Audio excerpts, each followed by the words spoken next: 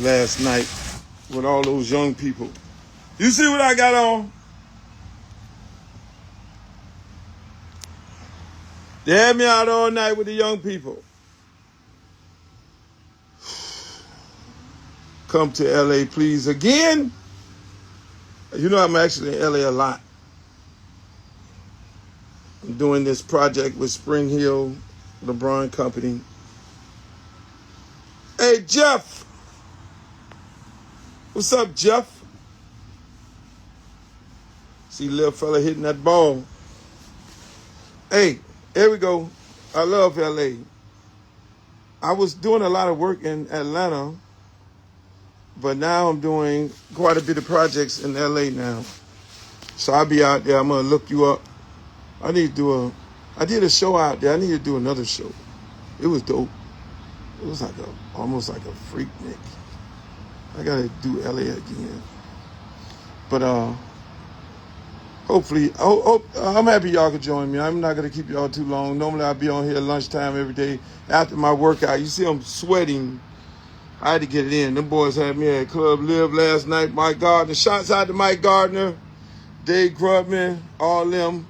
I was out there with the young guys. Baby, Travis Scott, all kind of these young dudes, man. Them young dudes pay respect. I love them dudes, man. Man, I was sitting up in there looking. I got home, 5 o'clock.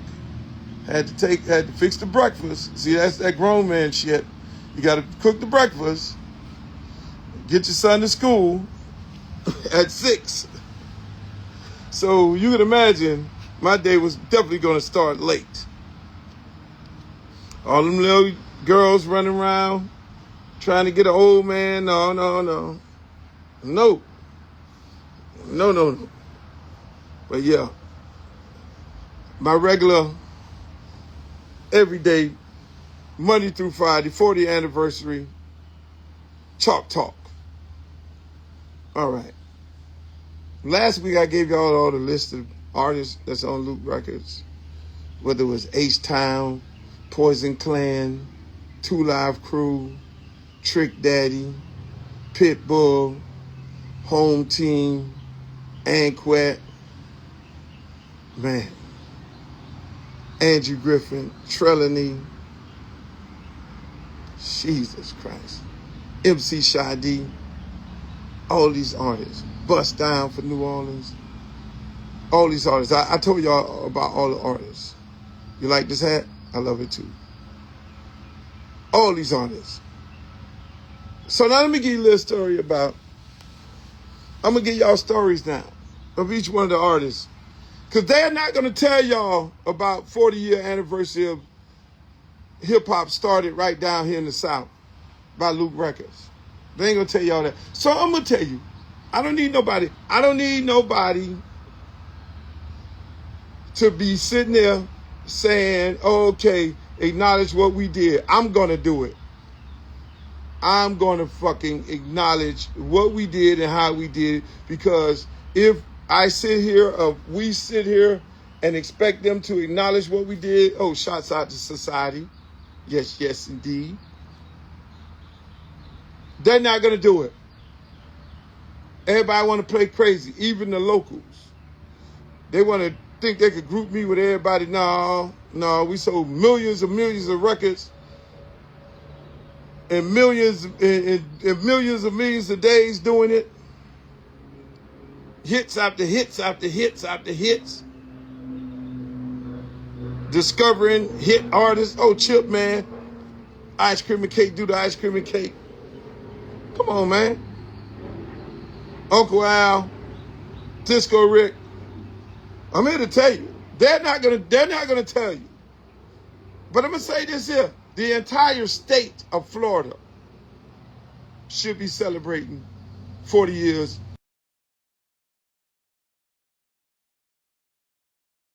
Fucking call me while I'm on the live. People see me on the live, then they call in. What, I'm supposed to have a conversation with you? The whole South should be celebrating it, because just like 50 years of hip hop the celebration of hip hop, 50 years, shots out to Cool Herc, Flash and all them. It's supposed to be done the same way here. 40 years. Oh, y'all want to wait 50 years? No, we celebrating 40 years. But nobody paid attention to it.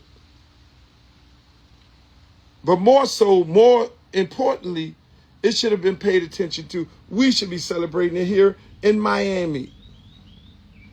We're too much of a fucking groupie town where we like to do all this caping for everybody who comes in here, giving them the key to the city, running them around. We're too busy doing that.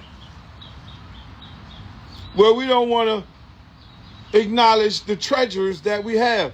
People calling me up every day talking about some hip-hop museum. Luke, can you come and, because I'm talking about this 40 years right now. All of a sudden they got a hip-hop museum going on here in Miami. Huh? How you gonna do a damn hip-hop museum? Don't call me up. Talk about no damn hip-hop museum. The hip-hop museum, you, and I don't have any input. A hip-hop museum in Miami, and you calling me after the thing is done. Really? Man, fuck that. That's disrespectful.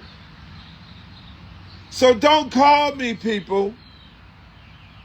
You might be thinking you're doing something good, but you have to pay respect to the people who paved the way. The people who paved the way. You pay respect. I am doing a hip-hop. I got an ideal. I want to do a hip-hop museum in Miami. Okay. Your first phone call is supposed to be to me. I'm just keeping it a buck. Ain't nobody going to tell y'all that. So I'm going to tell you all that. How the hell? You ain't started shit. Y'all ain't started nothing around here. Y'all ain't take these bumps and bruises. Y'all ain't go to jail. Y'all ain't spend one day in court. Y'all ain't had to go to Supreme Court. Y'all ain't get thrown to jail in Broward County by Nick Navarro for singing records. Y'all ain't had this crazy lawyer running after me for lyrics because Anquet them did a song called Janet Reno. What the hell? I'm getting ready to be a part of some hip-hop museum in Miami. And you ain't called me. I'm the fucking architect. It starts with me. You don't even do a museum unless you get me to sign on to it. So, no disrespect, Teddy T. I love you and all the rest of y'all on here. But goddammit, don't call me up after the fact. Because one thing about me, that anybody will know, I ain't with the sloppy second shit. I'm not the afterthought. I'm not the guy. I ain't like these bouncing ass groupie dudes around here. Oh yeah, oh you got a hip hop museum? Oh, we want you to be a part of it. No. No, you ain't finna have me a part of a motherfucking thing. That shit start with me. You got an idea about a hip hop museum in Miami? In Miami? No, you better call me up. You can't do a hip hop museum in Miami if you don't fucking start with me. Where you was at? What the hell that song, Drake? You weren't with me when we shooting in the gym? Were you with me? Were you with me when them records was in the back of my Honda Accord? Going to the flea market? Were you with me when we was in an apartment? When we had records stacked up on top of records? Were you with me when I was pouring lacquer? When I was manufacturing the records myself? Man, were you with me when I was getting the records manufactured and the CDs and the cassettes? Were you with me then? How the fuck you gonna start some damn hip hop museum around here? You weren't with me when we was shooting in the gym. You weren't with me when we was at the pressing plant. You weren't with me when I was taking them records around in that Honda in the trunk of the car. So how you gonna start a hip hop museum here and you gonna call me up and tell me to be a part? Fuck that. Nah, we ain't doing that. One motherfucker called me up. Oh, they got 3 people calling me up. After I came on here all week to tell y'all about 40 year, how the disrespect of not respecting Luke Records in his 40th year of starting Southern hip hop. Now all of a sudden I'm getting phone calls. No. I'll do it right here. I'm good.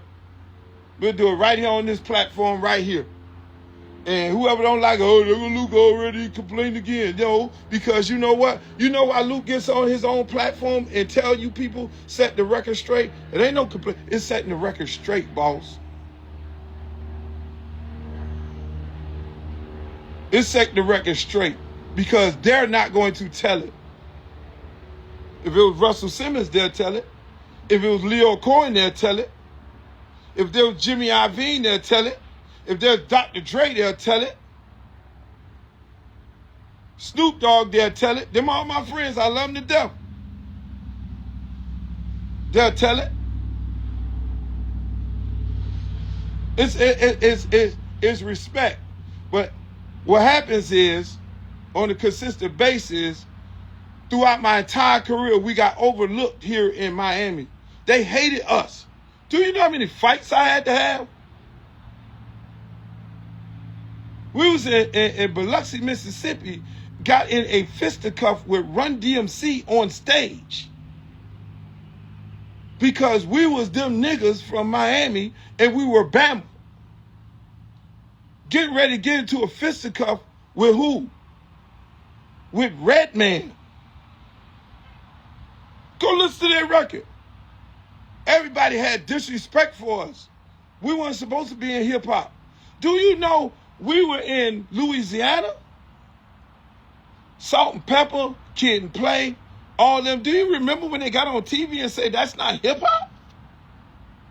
Donnie Simpson's show, Salt and Pepper and Kid and Play and all them, which I love them to death. We friends right now today. But they got on BET and said that shit they doing in Miami is not hip hop. And when I saw them, I had to have a conversation with them. We go to Biloxi, Mississippi to do a show. Do you know what we had to go through? Get them niggas 5 minutes to perform their whole show. 2 live crew. Man, they ain't hip hop. Them dudes from Miami. Them dudes Bama. What Redman them did on their record? What's up, dog? What's up, dog? Man, them niggas can't rap. They did a whole skit. Go listen to the record. They were making fun of our slang. Went to Memphis, Eric B and Rakim, they gave us 3 minutes too. You know what I did in Biloxi? I said, hey, Mix, fuck that shit. Now back then, I'm converting from being a street dude. I'm converting from being a street dude to being in this music thing. So I got a lot of street still in me. Hey, Mix, this is what we're gonna do. We're gonna go and you gonna cut Peter Piper. We're gonna play, since they wanna cut our time, you gonna cut Peter Piper. We cutting their song. Since y'all wanna play us like that. Then they run to the stage. Oh man, y'all trying us. Yeah, fuck niggas. We from Miami. You don't know what we went through. And these suckers around here in Miami act like they don't know, but they might don't know. But I'm here to tell you, every day I'll be on this motherfucker at 12 o'clock. We had a Mexican standoff in Biloxi, Mississippi with Run-D.M.C. them. And we was like, we can handle it any kind of way we want to handle it, boss. Yeah, we gonna be them niggas from Miami. You got the right one, baby. Me and Run and all us, we good friends. After that, that's why they got respect for me. That's why when I go to New York, they got respect for me. We had that standoff, and you know what? That is where I made the song "We Want Some Pussy" because after we cut their song, I then got up there and say, and the people of Biloxi were screaming, "Two Live Crew, Two Live Crew," because they saw it on the stage. And you know, I said, I'm gonna make a song up right here in this stadium right here tonight. And I say, somebody say, "Hey, we want these pussies." That was the song. The song was, "Hey, we want these pussies." And then I converted it to, "Hey, we want some pussy." I'm trying to tell you, we all became good friends because they respect me because of me fighting the fight. We were outcasts. We went to Louisiana. They told the promoter, the Fat Boys, God bless their soul, the Fat Boys, Kid and Play, Salt and Pepper, let them go last. We don't want to go behind them because we don't consider that as hip-hop. And you know, at a hip-hop concert, everybody stand on the side of the stage and watch everybody else performance. Do you know what they did? They all left. They all left. It was like a boycott of what we did. The whole tour, they would leave. We would close the show out. Back then, I didn't know no better because I would ask for closeout money, but we still turned the thing out. They thought the people were going to leave. We closed the show out the whole time. You gonna tell me this 40 years of this, blood, sweat, and tears that we put into this here, beyond going to the Supreme Court, beyond fighting 3 cases for hip hop, right here in Miami, federal judge saying you can't put no explicit lyrics on the record. That case was done. That was precedent that was set.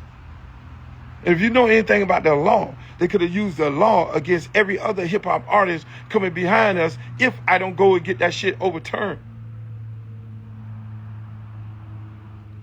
You think it's a game? It's no fucking game. It's some history. That's why Vibe Magazine, BET, none of them people want to give me my props. Want to give us our props. Yes. And that's why the U was what it was. Because the same hate that they had for me being this, ain't no such thing as hip hop in the South. The same hate they had for me, they had for University of Miami. So I took the same attitude and told them, hey man, people don't respect us. They don't like us. It's us against the world. I went to New Music Seminar, biggest hip hop convention at the Marriott Marquis in New York. Tom Silverman hosting it. The world is there.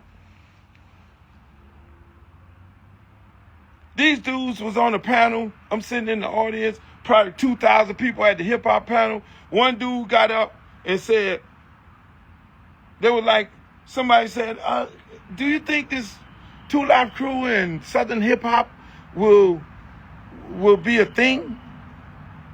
And the guy on the panel stood up and said, no, that shit is a fad. Two Live Crew is a joke. They ain't even really hip hop. They doing all this X-rated stuff. They got the girls on stage dancing. That is not hip hop. And this is what hip hop is. And the South will never rise. Do you know what I did? Do you know what this dude did? See, back in them days, you can take your gun and put it up under the plane. Again, I'm making the conversion from being a street guy. I'm like in the movie Carlito's Way. I'm making a virgin from being a street dude from doing this music business thing here. You know what I did? Because I don't give a fuck. I stood up in the middle of the room and say, hey, my brother. I remember the guy's name. I ain't going to call his name on here. And I stood up. He should reveal himself because he made a dumbass comment. And I stood up in the middle of the room and I said, let me tell you something right now. It'll be more Two Live Crews. It'll be Memphis. It'll be Atlanta. It'll be Houston. It'll be Dallas. It'll be North Carolina. You need to hear this. You need to hear this. Let me reconnect. One thing about the South is bigger than any city. One thing about the South is bigger than any city. And I'm sorry, interrupted. One thing about the South, it's bigger than any city. No disrespect to nobody else, boss. And from that point on, I was blackballed. No magazine coverage, no TV coverage. Yo MTV came down one time, shots out to Fab by Freddie, because they told me, hey, look here, man, you gonna do Yo MTV raps, you gotta come to New York. I said, I'm not coming to New York. You gonna come to Miami, because we're not, you know, I respect New York. I love New York, but you ain't put me behind no graffiti. You gonna put me on the beach behind these bikini girls. And that was the first time Yo MTV rap ever traveled. When they came down, I said, I paid for y'all to come down here, if that's the case. But the backdrop of 2 Live Crew and Luke Records is gonna be where we from, cause y'all don't understand us. Everybody think we got bikinis. This is how we living. Come on now. I can break this shit down to the lowest time. So nobody called me up talking about no fucking museum. You need to respect 40 years of Luke Records and what we went through. This shit wasn't easy. Them people ain't like us. Me and Chuck D, you know how me and Chuck D became good friends? In Savannah, Georgia, they had a little, I don't know it was a little manager. Some white dude or something, I don't know whether he was sound man or something like that. And we was going to the sound check, and the dude was talking slick out the mouth and made the comment, because we're dealing with y'all ain't hip hop. Ain't no such thing as the South. Y'all booty music. Oh, they booty. Oh, they booty. That's what they are. Them Bama dudes, them dudes from Miami, they Bama, they booty. That ain't hip hop.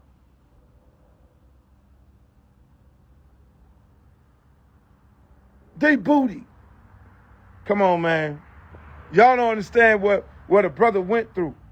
And you know what? I beat that man's ass in the back of that kitchen in Savannah Arena. I jacked his ass up and drugged him through that kitchen, on that kitchen table. Chuck D came in. Hey, man, what's going on? Man, come on, man, let's talk about it. Let's talk. Me and Chuck D became friends in Savannah, Georgia, when whoever was working for them, I beat their ass in that goddamn kitchen. Because one thing about you ain't going to disrespect Miami. We were going through it for real. We were really going through it. And I love Chuck D to the death today.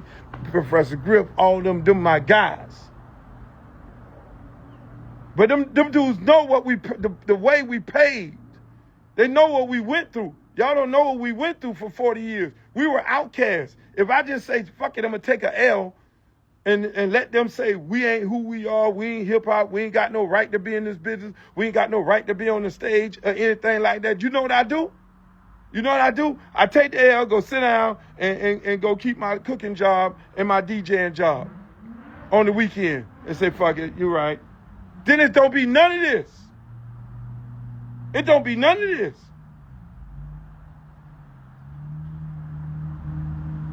So it's a lot of history in this, man. But they don't want to tell that story, bro. They don't want to tell that story.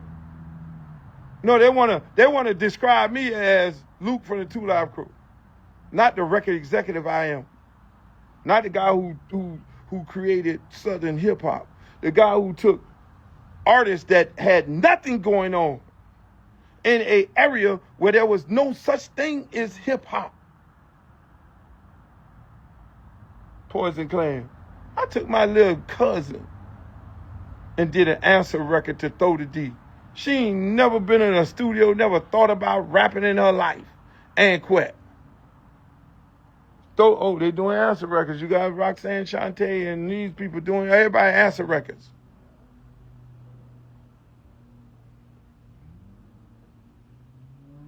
I did an answer record. Hey, look, man, we got to get paid. Them people ain't want to pay me my money. We went manufactured and we were selling all these Throw the D records, Throw the D. Everybody want to say, oh, yeah, he Two Live Crew. No. I'm a record executive first, boss. Don't tell me about no Two Live Crew. No, Uncle Luke, creator of Southern hip hop. Say that. Record executive. Luke Records. They told me I couldn't do an R&B group. I went and found H-Town. When they told me I was Booty, and that's all we are is Booty, that record company is Booty, they inspired me. And that's why I tell people, let that hate energize you. Oh, they just Booty. They ain't no but Two Live Crew. That's all they do. They ain't no... So I went and found JT Money. Do you realize JT Money, Poison Clan, probably arguably the first gangster rap group in the South? You might don't even know that. You know who told me, my good friend, who told me all he listened to was Poison Clan? Fucking Biggie Smalls. Biggie Smalls, my good friend, God bless his soul. God bless his mama who just passed away.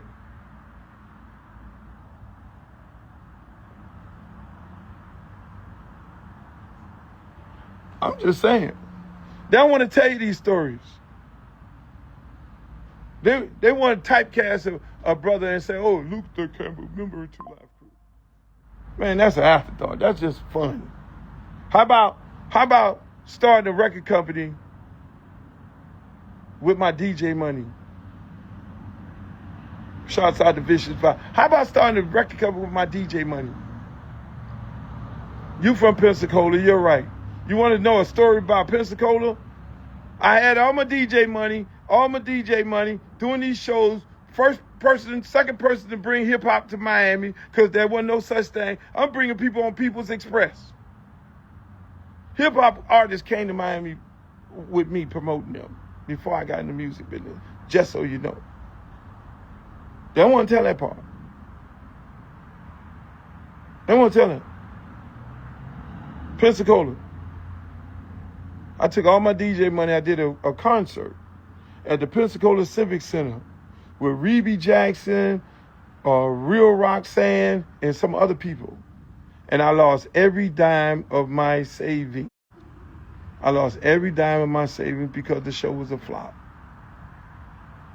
And I had to come back and pull in my Honda Accord and pull myself up by the bootstraps again. So I'd have been broke a lot of times. And had to pull. My daddy always told me, if you're broke in the mind, you will always be broke in the pocket. But if you're rich in the mind, you can go broke 5, 10 times. But you're always going to be rich in the pockets. And pulled up. And that's when we started Luke Records. Come on, man. This shit deep. This ain't just yesterday. They don't want to talk about this. They don't want to talk about this 40 years. This 40 years in this business, man. You don't even know the history of hip hop in the South. But I can tell you the history of hip hop in California. You know the history of hip hop in New York. You know the history of how hip hop was created and started. But you don't know, they ain't putting the two and two. It's something missing here. That's right. Brought down EPMD, brought down Divine Sound, brought down Jekyll and Hyde.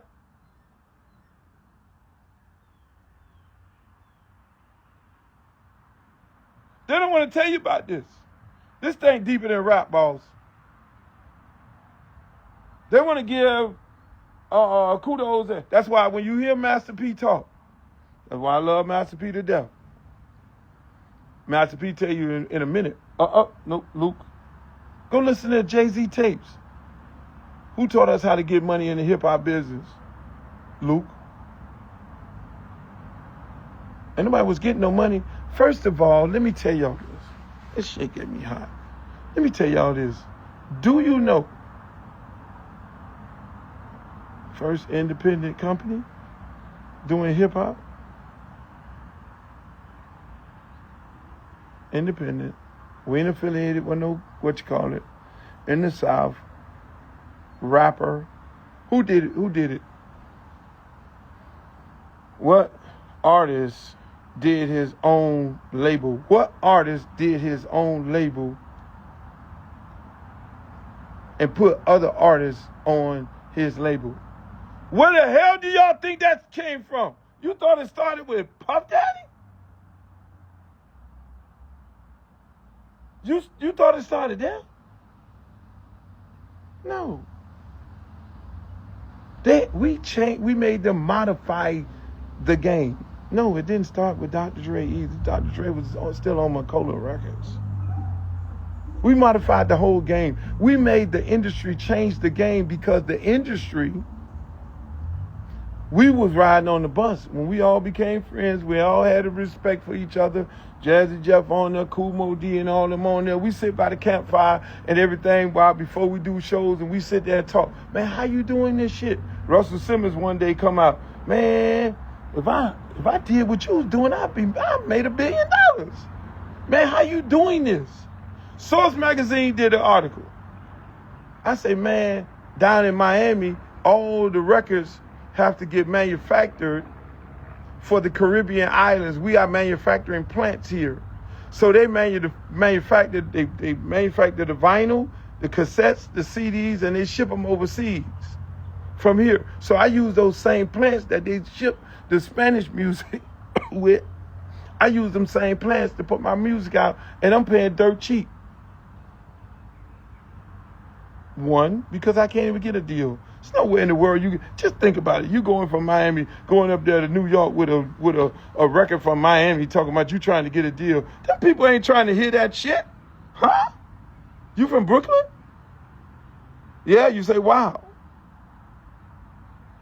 So I manufactured my own music because we couldn't get a deal. There was no such thing as signing an artist from Miami. There was no such thing as signing an artist from Philly.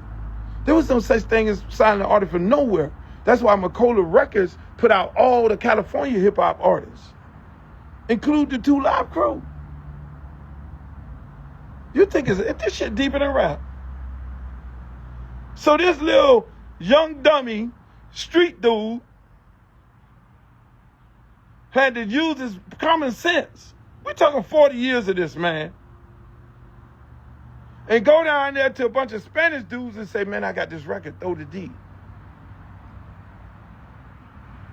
I need to press this. Because I got it hot in the club, because I'm the DJ. I'm the big DJ. I got it hot in the club, I got it hot on the park, I got everybody looking for this record. And all the college students leaving from Miami, going to colleges around the country, they taking their record with them. Hey, play our shit. That's who blew it up. Miami blew up Miami. Because when they went to the college with their songs, they said, play our music. This is our rap record. You playing everybody else on. So you want to do a hip-hop museum, and you want to call me now after the museum is up? No. You want to talk about 40 years of hip-hop blue records? No, you're going to get this shit blood raw every day. 12 o'clock, right after I finish doing my damn exercise. I don't expect y'all to tell it. I'm going to tell it. I'm sorry. I know people calling me up, talking about, can you come to the radio station? You can't get me to the radio station to talk about this in 1 hour. I'm sorry. You want something from this? You take clips out of this. My voice is on here. You can't get me to the radio station. Security breach, we want you to come down here to the radio station and talk about it so we can feel good that we're supporting 40 years of hip-hop. No! You need to be doing some shit every day. You need to have a segment every day.